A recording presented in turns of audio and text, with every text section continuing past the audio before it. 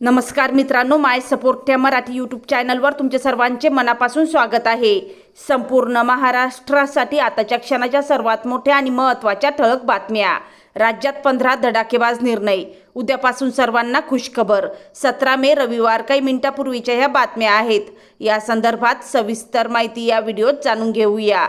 तत्पूर्वी तुम्ही माय support Marathi YouTube चॅनलवर नवीन असाल तर खाली दिलेल्या लाल रंगाच्या सबस्क्राइब बटनावर क्लिक करा आणि समोरील बेल आयकॉन क्लिक करा, जेणेकरून महाराष्ट्राच्या ताज्या बातम्या तुमच्यापर्यंत सर्वात आधी पोहोचतील।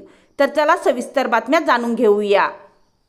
तर बघा, पहिली सर्वात मोठी आणि सर्वांसाठी महत्त्वाची बातमी। मनोज जरांगे यांनी मराठा आरक्षणाच्या मुद्द्यावर पुन्हा एकदा राज्य सरकारला इशारा दिल्यानंतर राज्यातील राजकारण चांगलेच तापले आहे। मराठवाड्यातील मराठा समाजाला 29 मे पर्यंत कुणबी प्रमाणपत्र द्यावे, अन्यथा 30 मे पासून आमरण उपोषण करणार असल्याचा इशारा जरांगे पाटील यांनी दिला आहे। गेल्या काही दिवसांपासून मनोज जरांगे पाटील सातत्याने या मागणीवर ठाम भूमिका घेत असून सरकारवर दबाव वाढवत आहे। याच पार्श्वभूमीवर त्यांनी मराठा आरक्षण मंत्रिमंडळ उपसमितीचे अध्यक्ष राधाकृष्ण विखे पाटील यांच्यावर जोरदार टीका केली होती। या सर्व घडामोडीनंतर आता राधाकृष्ण विखे पाटील यांनी मोठं वक्तव्य केलं आहे। मी पदाला चिटकून बसणाऱ्यांपैकी नाही। माझ्या राजीनाम्याने मनोज जरांगे पाटील यांचे समाधान होत असेल तर मी उपसमितीच्या अध्यक्षपदाचा राजीनामा द्यायलाही तयार आहे, असे विखे पाटील यांनी स्पष्ट केलं आहे। त्यानंतरची सर्वात मोठी आणि महत्त्वाची बातमी बघा। राज्यातील सर्वसामान्य नागरिक आणि शेतकऱ्यांना मोठा दिलासा देणारा महत्त्वाचा निर्णय राज्य सरकारने घेतला आहे।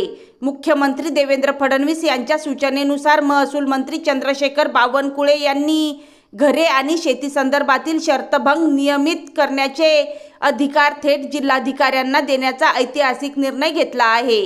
या निर्णयामुळे नागरिकांना आता मंत्रालयाचे वारंवार हेलपाटे मारण्याची गरज भासणार नाही। या संदर्भातील अधिसूचना आणि शासन राजपत्र राज्य सरकारकडून अधिकृतपणे जारी करण्यात आले आहे। राज्यात अनेक ठिकाणी घरे, शेती आणि जमिनीच्या वापरासंदर्भात शर्तभंगाची प्रकरणे प्रलंबित होती। अशा प्रकरणांमध्ये मंजुरीसाठी नागरिकांना मंत्रालयात जावे लागत होते। प्रक्रिया वेळखाऊ आणि खर्चिक ठरत असल्याने सर्वसामान्य नागरिक तसेच शेतकरी त्रस्त होते। आता नवीन निर्णयामुळे जिल्हा स्तरावरच अनेक प्रकरणे निकाली काढली जाणार आहेत। त्यानंतरची सर्वात मोठी आणि महत्त्वाची बातमी बघा। LPG सिलेंडरविषयी मोठी अपडेट समोर आली आहे। सरकार आता नो ड्युअल गॅस कनेक्शन धोरणावर अधिक भर देत आहे। जर तुम्ही जुना LPG सिलेंडर जमा केला नसेल तर जूनपासून तुमचे कनेक्शन बंद होऊ शकते। LPG ग्राहकांसाठी महत्त्वाची माहिती समोर आली आहे। इंडेन, भारत गॅस आणि HP गॅस यासारख्या प्रमुख सरकारी तेल कंपन्यांनी LPG सिलेंडरच्या नियमांमध्ये मोठा बदल केला आहे। नवीन धोरणानुसार सरकार नो ड्युअल गॅस कनेक्शन नियम लागू करणार आहे। याचा अर्थ एकाच पत्त्यावर PNG आणि LPG कनेक्शन असू शकणार नाही। जर तुमचे जुने LPG सिलेंडर अजून सरेंडर केलेले नसेल तर तुमचे LPG कनेक्शन जून महिन्यापासून बंद केले जाऊ शकते। त्यानंतरची सर्वात मोठी आणि सर्वांसाठी आनंदाची बातमी बघा। नैऋत्य मोसमी वाऱ्यांच्या आगमनाला वेग आला असून मान्सूनने 16 मे म्हणजेच काल अंदमान निकोबार बेटांमध्ये प्रवेश केला आहे। अंदमान समुद्र, दक्षिण बंगालचा उपसागर आणि विषुववृत्तीय हिंदी महासागरात अनुकूल वातावरण निर्माण झाल्याने यंदा मान्सून प्रवास वेळेआधी सुरू झाला आहे। भारतीय हवामान विभागाने दिलेल्या माहितीनुसार यंदा मान्सून केरळमध्ये साधारण 26 मे रोजी दाखल होण्याची शक्यता असून त्यानंतर तो नियोजित वेळेत देशभर पुढे सरकेल, असा अंदाज व्यक्त करण्यात आला आहे। एल निनोच्या प्रभावामुळे यंदाच्या पावसाबाबत संमिश्र चर्चा सुरू असतानाच मान्सूनच्या लवकर आगमनाने दिलासा मिळाला आहे। साधारणतः मान्सून 1 जूनपर्यंत केरळमध्ये पोहोचतो, मात्र यंदा तो 6 दिवस आधी दाखल होण्याची शक्यता हवामान विभागाने वर्तवली आहे। गतवर्षी मान्सून 24 मे रोजी केरळमध्ये दाखल झाला होता। भारतीय हवामानशास्त्र विभागाने जून ते सप्टेंबर या कालावधीत देशात सरासरीच्या 92% पावसाचा अंदाज व्यक्त केला आहे। या अंदाजात 5% कमी अधिक पावसाची शक्यता गृहीत धरली आहे। हवामान विभागाच्या मते यंदा मान्सूनच्या मार्गात कोणतेही मोठे चक्रीवादळ अडथळा ठरण्याची शक्यता नसल्याने त्याचा प्रवास विनाअडथळा होण्याची चिन्हे आहेत. अंदमानात वेळेपूर्वी दाखल झाल्यानंतर मान्सून केरळच्या दिशेने पुढे सरकेल. केरळमध्ये 31 मेच्या सुमारास पावसाचे आगमन अपेक्षित असून त्यानंतर 6 जूनपर्यंत तो कोकण किनारपट्टीवर पोहोचण्याची शक्यता आहे. अल निनोमुळे जूनमध्ये मुसळधार पाऊस पडण्याची शक्यता आहे, तर जुलै आणि ऑगस्टमध्ये पावसाची ओढ असेल. त्यामुळे या वर्षात संभाव्य पूर आणि दुष्काळ दोन्हीही तयारी केली पाहिजे. पाण्याचे नियोजन, महापुरामधील आपली व्यवस्थापन या दृष्टीने सर्व यंत्रणा सज्ज ठेवा, अशा सूचना जिल्हाधिकारी डॉक्टर विजय राठोड यांनी दिल्या आहेत. त्यानंतरची सर्वात मोठी आणि महत्त्वाची बातमी बघा. राज्यात सर्वत्र जिवंत सातबारा अभियान राबवले जात असतानाच चंद्रपूर जिल्ह्यातील जिवती तालुक्यात सुमारे 1100 शेतकऱ्यांना मोठा धक्का बसला आहे. महसूल विभागाच्या तपासात त्यांच्या नावावरील 5,000पेक्षा अधिक संशयास्पद तथा बोगस सातबारे मिळाल्याने खळबळ उडाली आहे. शासन दरबारी त्या सातबारा नोंदी अस्तित्वातच नसल्याचे स्पष्ट झाले आहे. परिणामी अनेक पिढ्यांपासून शेती करणाऱ्या शेतकऱ्यांवर आता अतिक्रमणधारक ठरण्याची वेळ आली आहे. या प्रकरणी एका तलाठ्याविरोधात खातेनिहाय चौकशी सुरू करण्यात आली असून काही संबंधित कर्मचारी आणि अधिकारी सेवानिवृत्त झाल्याने त्यांच्यावरील कारवाई टळल्याची चर्चा आहे. त्यानंतरची सर्वात मोठी आणि महत्त्वाची बातमी बघा.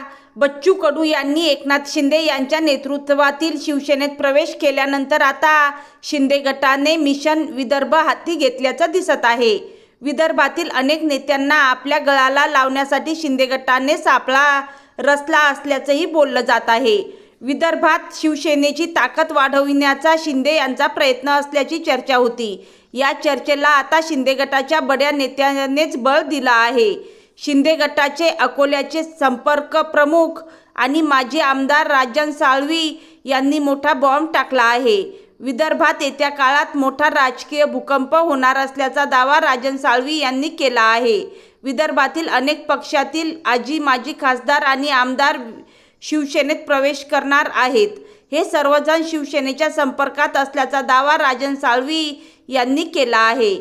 त्यामुळे एकच खळबळ उडाली आहे. त्यानंतरची सर्वात मोठी आणि महत्त्वाची बातमी बघा. मराठा समाजाचा आवाज म्हणून मनोज जरांगे यांच्याकडे मराठा समाज बघत आहे. जरांगे यांच्या इशाऱ्यावर लाखाचे मोर्चे निघाले. जरांगे यांच्या मुंबई मोर्चाने तर मुंबई ठप्प झाली होती. त्याची दखल मुंबई उच्च न्यायालयाला देखील घ्यावी लागली होती. त्यात जरांगे यांना मराठा समाजाकडून विरोध होऊ लागला आहे. समाज माध्यमांवर या विरोधाचा चांगलाच जोर आहे. देशात महागाईचा आगडोंब उसळला आहे. पेट्रोल, डिझेल, गॅस महाग झाले. कांदा रस्त्यावर फेकून देण्याची वेळ आली. कापसाला कमी भाव मिळाला. साखरेची निर्यात थांबली. ऊस उत्पादक अडचणीत आला आहे. खत, औषधी बियाणांची टंचाई भासू लागली आहे. प्रचंड तापमान वाढले आहे.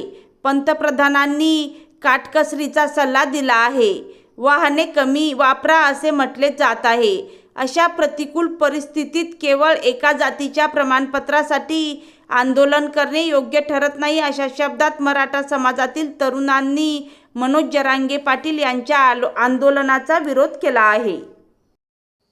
त्यानंतर बघा, राज्यातील झपाट्याने वाढणारी वीज मागणी, औद्योगिक विस्तार आणि ग्रीन एनर्जीकडे वाढणारा कल लक्षात घेता महाराष्ट्र सरकारने Maharashtra accelerating green energy and storage technologies integration in connected grid या महत्त्वाकांक्षी योजनेला मंजुरी दिली आहे. सुमारे 12,303 कोटी रुपयांच्या या योजनेसाठी वर्ल्ड बँकेकडून 8,616 कोटी रुपयांचे कर्ज उभारण्यास शासनाने हिरवा कंदील दिला असून प्राथमिक प्रकल्प अहवाल मंजुरीसाठी केंद्र सरकारच्या आर्थिक विभागाकडे पाठविण्याचाही निर्णय घेण्यात आला आहे. धन्यवाद.